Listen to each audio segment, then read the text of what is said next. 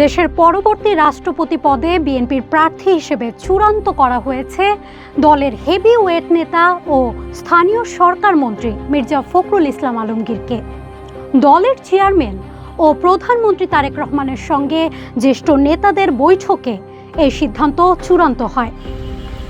আজই নির্বাচন কমিশনে জমা দেয়া হচ্ছে তার মনোনয়নপত্র।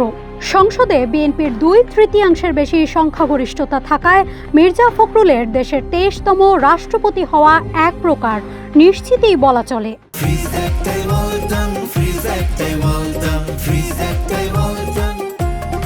তবে মির্জা ফখরুল রাষ্ট্রপতি হলে ফাঁকা হয়ে যাচ্ছে দলের মহাসচিব পদ, স্থানীয় সরকার মন্ত্রণালয় এবং তার সংসদীয় আসন ঠাকুরগাঁও 1। প্রায় 16 বছর ধরে অত্যন্ত সফলতার সঙ্গে বিএনপির ভারপ্রাপ্ত মহাসচিব হিসেবে দায়িত্ব পালন করা এই নেতার উত্তরসূরি কে হচ্ছেন, এই নিয়ে নানা জল্পনা কল্পনা চলছে রাজনৈতিক অঙ্গনে। দীর্ঘ আন্দোলন সংগ্রাম আর কারাবাসের পর মির্জা ফখরুল রাষ্ট্রপতির মসনদে বসলে দল পরিচালনার গুরু দায়িত্ব কার কাঁধে পড়বে তা নিয়ে চলছে নানা সমীকরণ। দলের অভ্যন্তরীণ আলোচনায় এই মুহূর্তে সবচেয়ে বেশি উচ্চারিত হচ্ছে দুটি নাম। তাদের একজন দলের স্থায়ী কমিটির সদস্য ও স্বরাষ্ট্রমন্ত্রী সালাউদ্দিন আহমেদ এবং অন্যজন যুগ্ম মহাসচিব রুহুল কবির রিজভী।